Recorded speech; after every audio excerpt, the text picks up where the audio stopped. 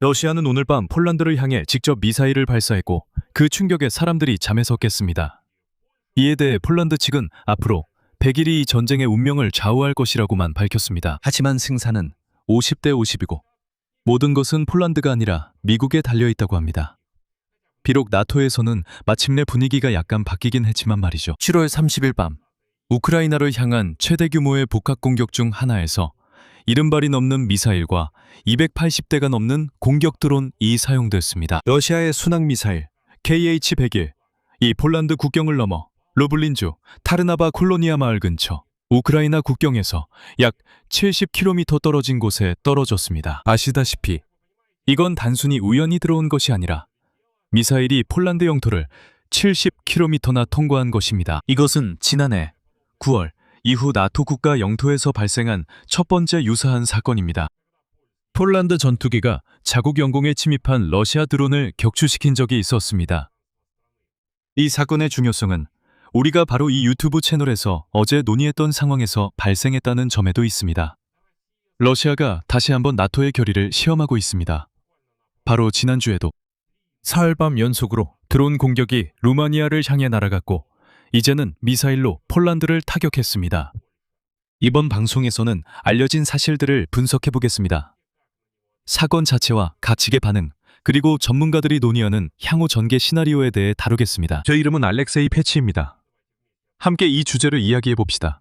하지만 시작하기 전에 이 채널을 구독해 주시고 영상에 좋아요를 눌러주시며 이 영상 아래에 여러분의 의견을 꼭 남겨주시길 부탁드립니다.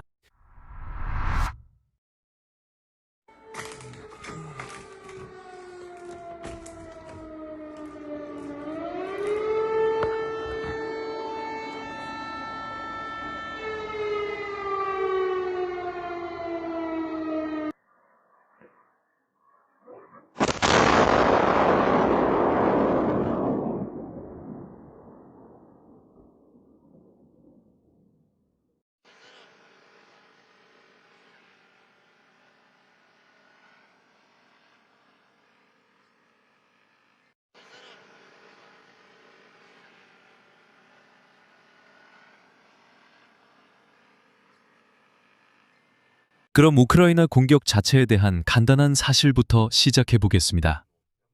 7월 30일 밤 우크라이나 공군은 여러 차례의 탄도미사일과 순항미사일 공격에 대해 경고했습니다. 이 미사일들은 전선에서 수백 킬로미터 떨어진 극서부를 포함한 우크라이나의 여러 지역을 향해 발사되었습니다. 그날 밤 폭발음은 키이우, 드니프로, 크리비리우에서 울려 퍼졌고 폴란드 국경에서 불과 70km 떨어진 도시인 르비우에서도 들렸습니다. 미사일이 두 채의 주택을 손상시키고 6명이 부상을 입었으며 안타깝게도 1명이 사망했습니다. 우크라이나 외무장관 안드레이 시비아에 따르면 우크라이나 전역에서 최소 8명이 사망했다고 합니다. 그 중에는 크리보이로크의 한 개인 주택에서 한 가족의 6명도 포함되어 있습니다. 우크라이나 대통령 볼로디미르 젤렌스키는 대규모 공격 가능성에 대해 미리 경고했습니다. 그리고 이 우크라이나에 대한 야만적인 공격에 대해 더 자세한 이야기는 별도의 방송에서 다루겠습니다. 폴란드에서 발생한 사건은 바로 이런 상황, 즉 우크라이나에 대한 대규모 공격이 벌어지는 가운데 일어났습니다. 그리고 폴란드군의 작전 사령부에 따르면 함사의 감시 시스템은 우크라이나 서부 상공에서 최소 12발의 미사일을 추적했으며 이 미사일들은 폴란드 영토에 잠재적인 위협이 될 수 있었습니다. F-16 전투기가 출격했고 방공 시스템도 비상대기 상태로 전환되었습니다. 루블린주에서는 공습경보가 울렸습니다. 그리고 폴란드 총리 도널드 투스크는 정부 긴급회의에서 다음과 같이 말했습니다. 이어서 그의 인용문입니다. 우리는 만약 미사일이 계속 비행했다면 격추할 준비가 되어 있었습니다. 모든 증거는 이것이 러시아의 크101 미사일임을 가리키고 있습니다. 하지만 우리는 미사일의 종류와 누가 발사했는지에 대해 100% 확신하고 싶습니다. 그리고 이건 죄송하지만 정말 코미디입니다. 미사일이 폴란드 영공에 진입했습니다. 전투기들이 출격했습니다. 그리고 폴란드인들은 이 러시아 미사일이 폴란드 영토를 70km나 날아가는 것을 그냥 지켜봤습니다. 그리고 나서 미사일은 열린 지역에 떨어졌습니다. 분명히 폴란드인들을 겁주기 위한 것이었지만 큰 피해를 주지는 않았습니다. 그리고 이 나라의 총리가 말하길 들어보세요. 만약 이 미사일이 단 1km라도 더 날아갔다면 그때는 우리가 확실히 격추시켰을 거라고 했습니다. 그냥 생각해보면 겨우 70km잖아요. 어떤 미사일이 나라 안쪽으로 70km나 날아들어온 거죠. 그리고 스스로 열린 지역에 떨어졌습니다. 하지만 조금만 더 갔더라면 그때는 우리의 인내심이 정말로 한계에 다다랐을 거예요. 그리고 그때는 분명히 그 미사일을 격추시켰을 겁니다. 하지만 이번에는 격추시키지 않았죠. 그리고 조사 결과 정체불명의 물체가 폴란드 영토의 들판에 떨어졌고 분화구와 파편이 발견되었으며 사건은 조사 중입니다. 잠정적으로 도널드 투스크와 우크라이나 외교부 장관 시비아의 발표를 인용하면 이것은 러시아의 순항미사일 KH-101이었다고 할 수 있습니다. 방송 녹화 시점에는 미사일 종류에 대한 공식적 기술 확인이 없으며 도널드 투스크도 이를 분명히 밝혔습니다. 객관성을 위해 이 사실을 명확히 해야 합니다. 전날 젤렌스키의 이동에 관한 주목할 만한 세부 사항이 있습니다. 왜냐하면 그들이 바로 루블린주를 공격한 것이 단순한 우연이 아니라고 생각하기 때문입니다. 젤렌스키는 미국에서 집으로 돌아오는 길에 이후 미사일이 떨어진 곳과 가까운 폴란드의 루블린이라는 도시에 들러 도널드 투스크와 만났습니다. 그리고 두 정상은 젤렌스키의 미국 방문 결과와 폴란드, 우크라이나, 그리고 유럽 전체의 안전에 대해 논의했습니다. 이 만남은 사건이 발생하기 전날에 이루어졌는데 이것만으로는 사건들 사이의 연관성을 증명하지는 않지만 시간적 맥락을 제공합니다. 여기서 러시아인들이 폴란드인들을 겁주기로 했다고 추측하는 것도 어렵지 않습니다. 마치 너희끼리 싸우고 있지 않느냐는 식이죠. 폴란드에서 폴란드인들이 우크라이나인들을 공격하고 있습니다. 계속 싸우세요. 왜 젤렌스키를 받아들이는 겁니까? 자, 미사일 공격이나 받아보세요. 계속 우크라이나인들을 탓하세요. 즉, 전쟁이 계속되는 건 우크라이나 탓이라는 겁니다. 이제는 폴란드 영토까지 미사일이 날아오고 있죠. 이제 왜 이런 일이 반복됐는지, 이번 사건의 새로운 점이 무엇인지 말씀드리겠습니다. 러시아가 폴란드를 공격한 과거 사건들의 목록은 이제 정말 따로 적어둘 수 있을 정도입니다. 그 목록은 다음과 같습니다. 2022년 11월 폴란드 푸셰보도프에서 우크라이나 방공미사일 S-300 이 러시아의 전자전 때문에 경로를 이탈해 폭발했습니다. 그때 2명이 사망했습니다. 이 점은 여기서 바로 짚고 넘어가겠습니다. 그 사건의 책임은 바로 러시아에 있습니다. 만약 러시아가 우크라이나에 대한 전쟁을 시작하지 않았다면 우크라이나 방공 시스템 S-300에서 미사일이 발사될 일도 없었을 것입니다. 2022년과 2023년에는 이미 러시아 미사일이 폴란드 영토에 떨어진 사례가 기록되었습니다. 2026년 5월 러시아 무인기 계란이 루마니아 갈라치시의 주거용 고층 건물에 충돌했습니다. 2025년 9월에는 19대 이상의 샤헤드 드론 이 벨라루스에서 폴란드로 넘어왔고 그때 나토 전투기들이 여러 대의 드론을 격추시켰습니다. 모스크바의 행동을 완전히 위험한 행위라고 불렀지만 결국 이 뻔뻔한 러시아에 맞받아치지는 못했습니다. 매번 나토의 반응은 우려를 표명하는 성명에 그쳤습니다. 그리고 이번 사건의 성격에 대해 우크라이나 전문가들의 의견이 조금 엇갈리고 있습니다. 예를 들어 항공 전문가 발레리 로마넨코는 폴란드 방공 시스템에 책임이 있다고 말했습니다. 즉 미사일이 이미 영토에 들어왔으니 당신들이 격추했어야 한다는 말입니다. 인용입니다. 만약 미사일, 아마도 X-101 이 폴란드 영토에 떨어졌다면 그것은 폴란드 방공망이 놓친 것이고 우리와는 상관없다는 겁니다. 이것은 일부 폴란드인들이 이미 소셜미디어에서 러시아 미사일이 그들 영토에 들어온 것이 우크라이나의 잘못이라고 쓴 것에 대한 답변입니다. 즉, 왜 우크라이나가 폴란드를 향해 날아가던 미사일을 자기 영토에서 격추하지 않았느냐는 겁니다. 로마넨코는 미사일이 들판에 떨어져 다행이라며 파트너들에게 키이우 군사 지원을 계속하고 우크라이나를 위한 새로운 방공 시스템에 대해 더 빨리 결정해달라고 거듭 촉구했습니다. 하지만 이 상황에서 제가 말씀드리고 싶은 게 있습니다. 러시아의 미사일은 꽤 정확했고 방향도 잘 잡고 있었습니다. 그리고 그 미사일이 전자전 장비의 영향으로 더 일찍 떨어지지 않고 루블린 지역까지 날아간 것은 의도적인 성격을 시사할 수 있습니다. 즉, 이는 모스크바 측의 시험적 시도입니다. 다시 한번 보여주려는 시도입니다. 나토의 방공망이 전투대기 상태에 있지 않다는 것을 보여주기 위한 것입니다. 즉, 다시 한번 나토가 취약하다는 점을 보여주고 유럽인들을 다시 한번 겁주려는 것입니다. 공식 인사들은 이번 사건이 앞으로의 정책에 미칠 의미에 대해 언급하고 있습니다. 도널드 투스크는 오늘 러시아 미사일 사건이 우크라이나 지원 결의를 더욱 굳게 했다고 강조하며 이렇게 밝혔습니다.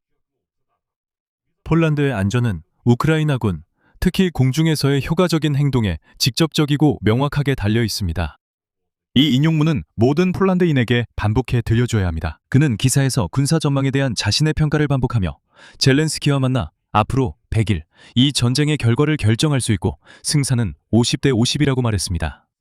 이어 전쟁 결과에 대해 덧붙였습니다. 전쟁의 결과에는 미국 대통령 도널드 트럼프, 특정 다른 인물들, 그리고 미국 억만장자 일론 머스크가 영향을 미칠 수 있다고 언급하며 이렇게 암시했습니다.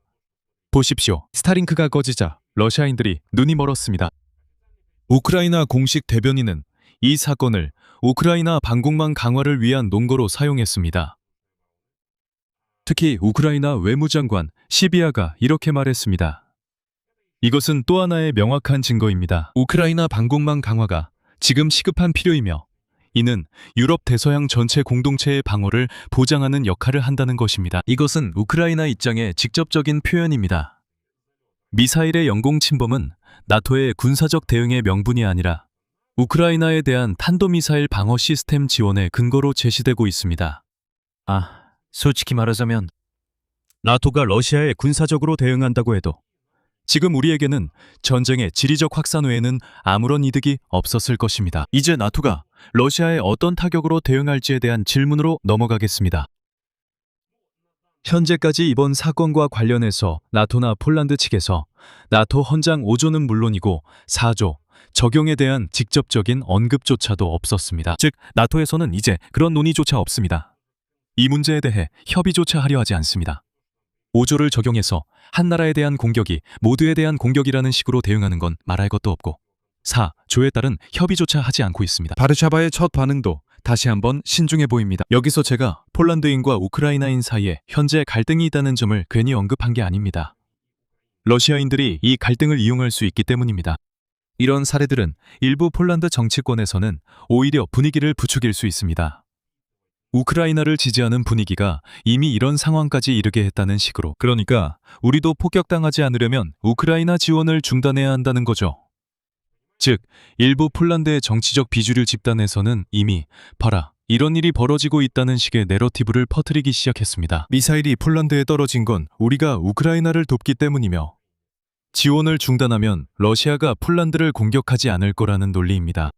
그리고 러시아는 이런 점을 노리고 이를 이용할 수도 있습니다. 누구에게 이득이 되고 누구에게 이득이 되지 않는지 말하자면 우크라이나 측의 이 사건은 솔직히 말해서 서방 파트너들과의 협상에서 방공 시스템과 대탄도 미사일 공급에 대한 추가적인 구체적 근거가 됩니다.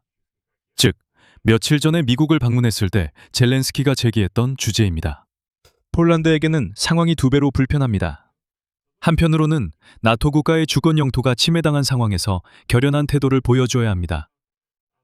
다른 한편으로는 우크라이나에 대한 추가 지원의 회의적인 국내 정치 세력들이 이용할 수 있는 에스컬레이션을 피해야 합니다. 러시아 입장에서는 만약 미사일이 의도적으로 영공을 침범했다는 주장이 사실이라면 이는 나토 영토에 대한 공식적인 직접 공격을 선언하지 않고도 나토의 대응 임계치를 시험해보는 방법입니다. 왜냐하면 단일 미사일이 그것도 인적이 드문 지역에 떨어진 경우에는 5조에 따라 블록 내에서 합의가 이루어질 만한 충분한 근거가 되지 않기 때문입니다. 저는 러시아가 이 미사일을 의도적으로 발사했다고 생각합니다. 나토가 대응해 러시아를 공격할 가능성이 거의 없고 나토 내 단합 부족도 분명히 드러납니다. 제 생각에는 이번 사건도 이전의 유사한 사례들처럼 다시 한번 외교적 항의와 조사 요구의 선에서 머물 것 같습니다. 나토의 군사적 참여 형식에는 변화가 없을 것입니다. 동시에 이번 사건은 우크라이나에 대한 방공 시스템 공급을 가속화하는 추가적인 논거가 될 것입니다. 이에 대해 이미 우크라이나 당국자들과 일부 폴란드 전문가들까지 촉구하고 있습니다. 여기에는 상황을 제대로 이해하는 폴란드의 합리적인 전문가들도 포함됩니다. 하지만 기술적 감정 결과가 폴란드 접경 지역을 겨냥한 공격이 고의적이었다는 점을 보여준다면 이것은 동맹 내부에서 대응 기준에 대한 내부 계산을 약간 수정해야 할 필요가 있을 수 있습니다. 결론입니다. 7월 30일 밤, 우크라이나에 대한 대규모 공격 중에 70발이 넘는 미사일과 거의 300대의 드론이 사용되었고 안타깝게도 최소 8명이 사망했습니다. 러시아 미사일 하100이 이 국경을 넘어 폴란드 영토에 떨어졌으며 이는 우크라이나 국경에서 70km 떨어진 곳이었습니다. 폴란드는 16시에 전투기를 출격했습니다. 폴란드는 방공 시스템을 준비 태세로 전환했지만 정작 미사일을 격추하기로는 결정하지 않았습니다. 폴란드와 우크라이나의 공식 인사들은 이번 사건을 계기로 키이우에 대한 군사 지원 강화를 다시 한번 촉구했습니다. 그리고 나토의 직접적인 군사 대응에 대한 긴장 고조성 발언이 아니라는 점을 강조했습니다. 현재까지는 이게 전부입니다. 여기서 말을 줄이겠습니다. 이 이야기에 대한 여러분의 의견과 결론을 이 영상 아래 댓글로 남겨주세요. 채널 구독과 알림 설정도 잊지 마시고 좋아요도 꼭 눌러주세요. 이 유튜브 채널을 지원해 주시면 감사하겠습니다. 이 영상 설명에 있는 링크와 계좌 정보를 통해 후원해 주실 수 있습니다. 오늘은 여기까지입니다. 건강 조심하세요. 모두 안녕히 계세요.